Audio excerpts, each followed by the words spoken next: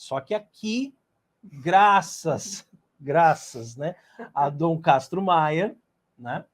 O Leão de Campos. O Leão de Campos, né? Que não foi canonizado ainda, mas certamente é um grande santo, né?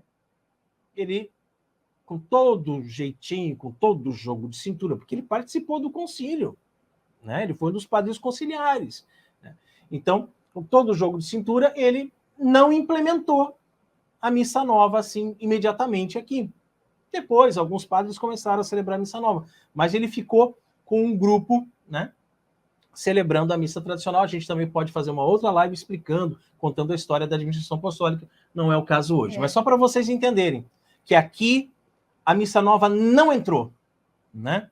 Foi criada a administração apostólica anos mais tarde, né, depois por São João Paulo II. E não só os padres, né, mas as pessoas, né, a comunidade, as famílias que daí acompanharam esses padres, né, que fundaram a União Sacerdotal, né? Isso.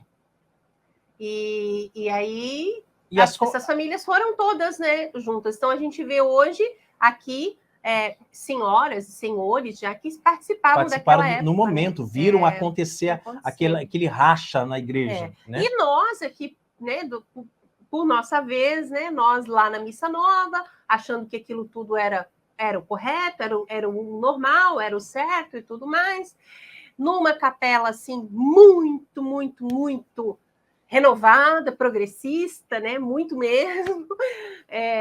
Então a gente lutou aí durante quase 5 anos da nossa vida, né? Depois, claro, como eu falei, todo um processo, né? Todo um processo.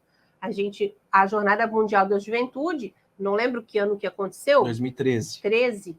Bem no início do nosso namoro, a gente começou a namorar em 2012. Final de 2012, em outubro. E aí, 2013, a gente, então, começou a estudar mais, né? Como eu falei, foi um processo. 2015, nós casamos, né? E aí, depois do nosso casamento, então, a gente continuou sempre estudando, né? Sempre estudando. É bom lembrar que, nesse processo de estudo, nós fundamos o apostolado Cooperadores da Verdade, né, que hoje está sob a administração do Peter Martins. Então, o Cooperadores da Verdade nos ajudou bastante também nesses estudos e também a passar para as pessoas as coisas sobre os abusos litúrgicos, sobre a teologia da libertação, sobre uma série de erros que estavam acontecendo na liturgia da igreja. Porque uma coisa é certa: se um sacerdote católico pegar o missal de Paulo VI e celebrar dignamente, seguindo direitinho as rubricas, todos os gestos, todas as falas, tudo direitinho, nós teremos aí uma missa bem celebrada, porque nós não somos contra a missa nova, isso tem que ficar muito claro aqui, né? Missa nova é válida, é lícita, é a missa da igreja. Quem somos nós para ir contra a missa da igreja? Né? Isso é importante. Então, quando ela é bem celebradinha, como acontece, por exemplo, nos arautos, é uma missa bem celebradinha, e tem muitos sacerdotes piedosos espalhados por esse Brasilzão de meu Deus, que celebram ali certinho.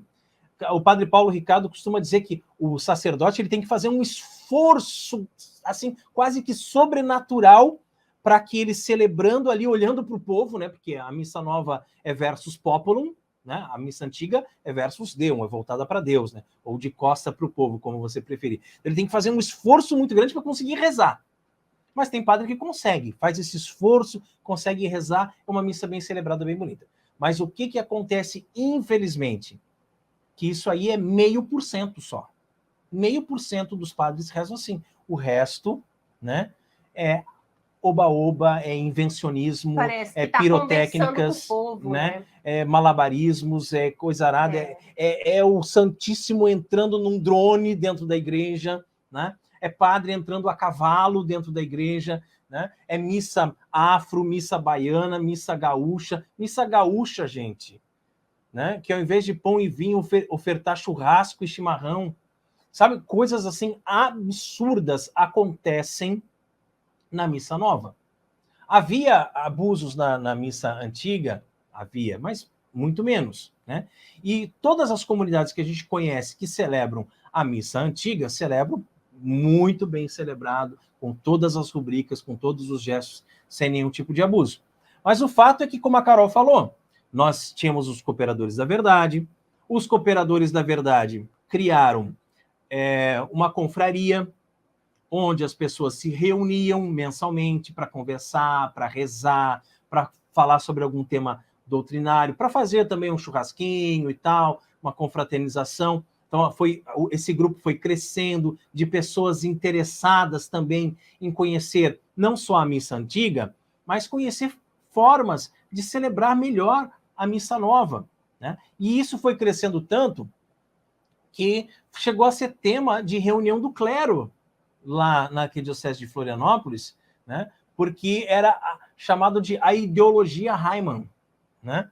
Porque esse grupinho que está crescendo, a gente tem que ficar de olho neles. Eles estão crescendo e eles querem trazer missa em latim, eles querem trazer missa de costa para o povo. A gente tem que dar um jeito de acabar com isso. Né? E aí que tá, né? A missa antiga, na forma antiga do rito romano, ela é celebrada de frente para Deus. Então, quem fala que ela é de costa para o povo já está querendo dar um pejorativo. Já está querendo falar mal da missa, né? Quando fala costa pro povo. Missa não, em de latim, frente para Deus. Né? Quando fala missa em latim, a missa nova também é em latim. Tá? É só você pegar os documentos do Concílio Vaticano II, você vai ver que a missa nova é para ser rezada em latim. Algumas partes fixas poderia ser em vernáculo, mas aí jogaram tudo para o vernáculo, esqueceram totalmente o latim. Da mesma forma que a música da missa nova deveria ser o gregoriano, o instrumento deveria ser o órgão, está tudo documentado, gente. Mas quem que segue isso? É violão, é guitarra, é teclado, é bateria, é atabaque. Tem missa que você vai e parece que você está no candomblé, de tanta batucada. E não é exagero nosso, não é brincadeira. Agora, lá em Itajaí, tem uma paróquia que tem as festividades do Divino Espírito Santo, isso é muito forte, quem é de lá sabe, inclusive, a paróquia que eu estou falando, e assim, eu vi na internet, gente, e não sei o quê, e as mulheres dançando e cantando com aquelas coisas do divino, assim, por cima, os chales, não sei o que lá, e uns atabaques, e chocalho, e tambor, e eu ainda falei para o Raimundo, meu Deus, isso parece um terreiro de macumba, parece um terreiro, isso não tem, e dentro de uma igreja, sei lá, né, histórica lá de Itajaí, enfim, né? Muito bela. O negócio é que nós lutamos quase 5 anos da nossa vida, assim, com mais afinco, né? Para estudar o latim, para fundar um coral de canto gregoriano. Já ia chegar no coral, né? Mas nós somos catequistas, a gente ajudava na leitura, a gente fazia leitura o tempo todo, né? Ajudávamos. Eu já tinha sido de coral, o Miguel como coroinha, então nós nos engajamos nos serviços da igreja. Isso. Além de nós sermos franciscanos seculares, professos.